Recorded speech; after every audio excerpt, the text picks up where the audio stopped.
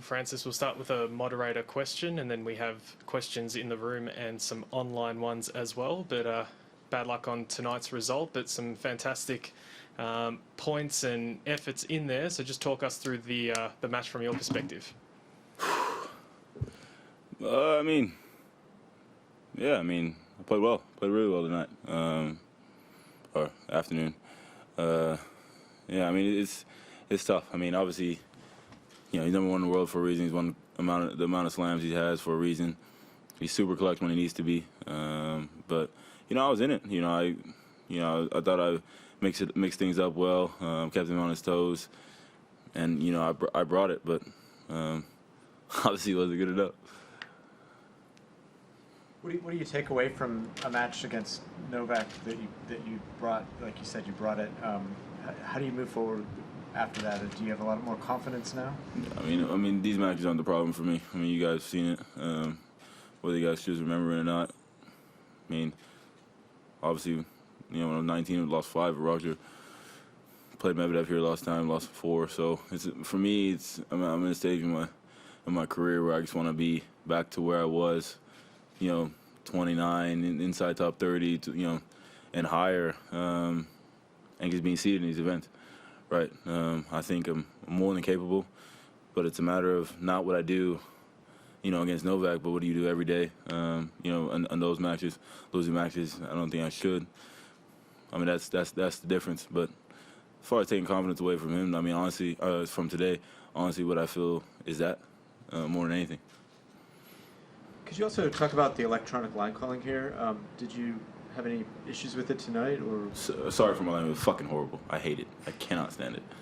But like, I mean, there was a game today where I hit Novak was even laughing one time. He just served like well long, and I said good joke after. He's laughing. There's one body serve I hit big at him before the line, and he misses it, and then we come into a complicated game. Yeah, it's a lot. I mean, it's gonna take a while to get used to. I guess they keep carrying on with it, but I mean, I'm not a fan.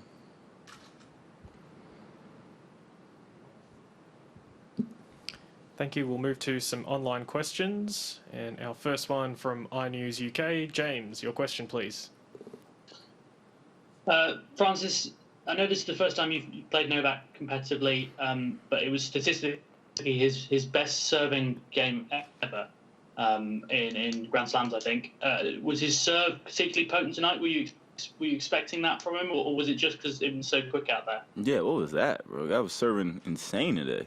I was like, all right, Isner, like, god damn.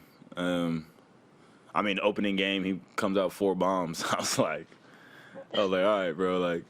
But no, I mean, he served well. I mean, and he served well when he needed it, which was big. I mean, yeah, and it was tough. I mean, he's got like kind of the same toss for all the serves. It was tough to read. I found, but no, I mean, he definitely that's not something I was anticipating at all. Thank you. We'll move to Adrian Media Group. Vuk, your question, please, to Francis. Francis, tough luck today, and you probably heard that Novak openly sympathized with what happened to you on the court today. In a sport as competitive as tennis, how can you know, and does it really matter if these comments of support are genuine? Look, we're competitors, right? I'm not bugging out at that moment for him to change it, because I wouldn't. You know, I mean, there's so much on the line. I mean, fuck. I mean, I'm a nice guy, but not that nice.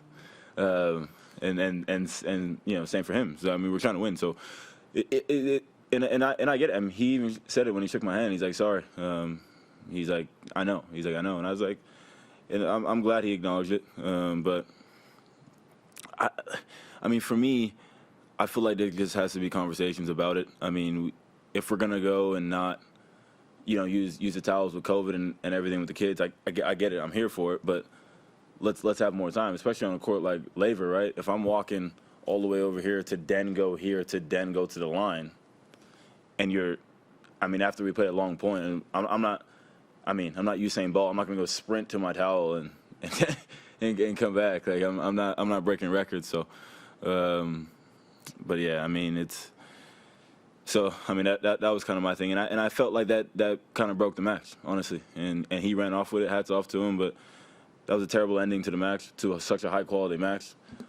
Could I have handled it better? Yes, but yeah, I mean that just broke me, because I'm out there battling world number one, and like he needs any more help, you know. Thank you. Our next question from the Times of India, Prajwal. Prajwal, can you take yourself off mute, please? Okay, sorry. No, you're good. Francis, I just wanted to ask you what you don't like about the electronic calling system. It's supposed to be almost perfect. So, but what about it do you not like? It's technology, right? It's gonna make mistakes. That's just a fact. I mean, how sometimes we hit the side of the net and they're saying out. I played my first round. It was like 2-all or something, and I hit a tee serve. I have a ball on top of the net. Out of nowhere, electronic calling screaming stop. What is that?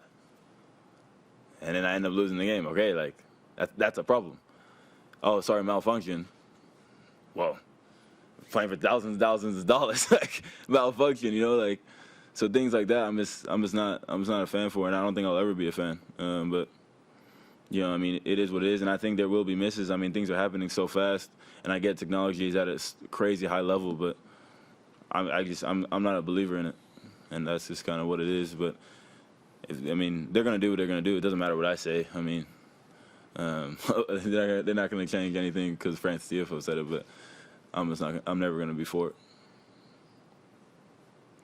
Okay, thank you. That concludes our press conference with Francis Tiafoe. Okay.